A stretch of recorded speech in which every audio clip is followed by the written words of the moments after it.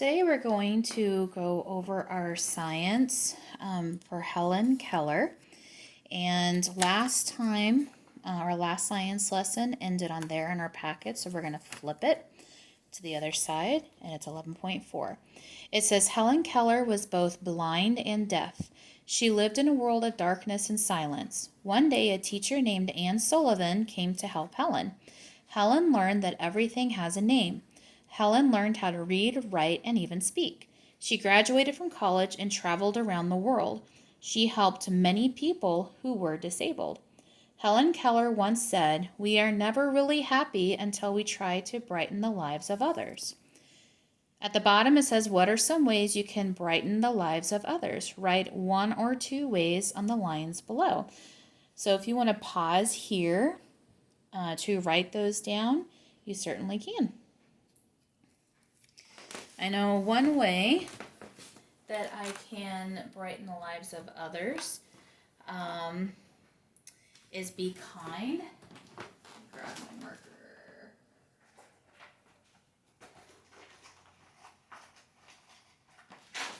Okay, so one way that I can brighten the lives of others is being kind, and to be a little more specific, I might say like hold a door. I can hold doors for others.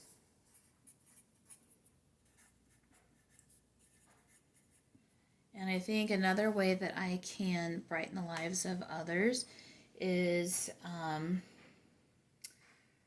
tell others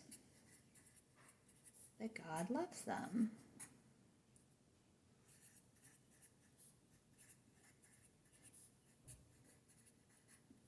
Okay, on the back of this page,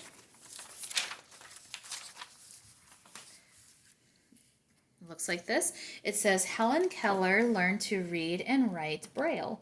Look at the Braille alphabet. It is a code. Lines divide each Braille cell into 6 spaces. And so we have the alphabet. It looks like this. We have our letters A through Z. And if you look at these spacings A, if we were to look at the bottom, you can see that each letter is set up with, it starts off blank like this, line down the middle and then across, kind of like a tic-tac-toe, except you're missing one horizontal line, okay? And wherever the dot is, and however many dots and where they're located, is the letter, okay? So, for instance, A, the Braille for A, you have 1 dot in that top left corner. B, you have 2 dots right here.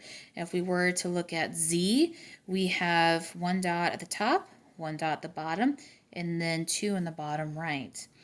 So it says Braille cells can have as many as 6 dots, or as few as just 1 dot.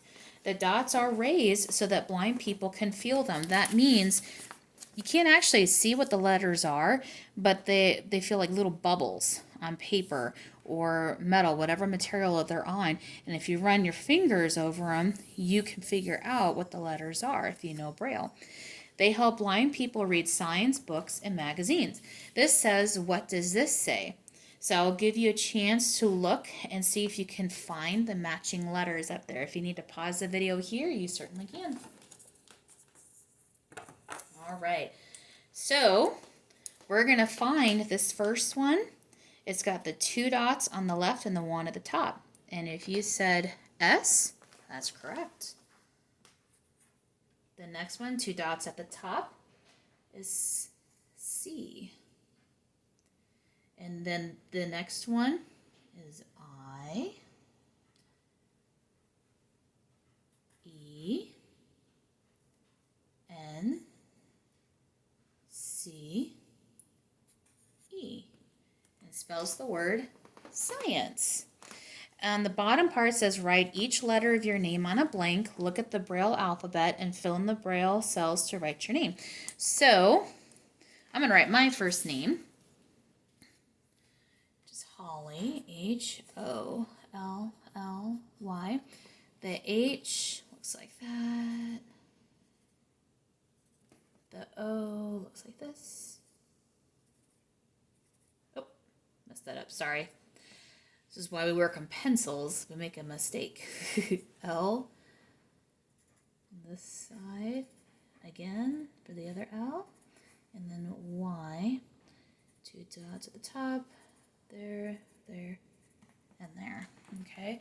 So if you want to write your name on there and try to find the Braille, you can. And have a great day. Bye.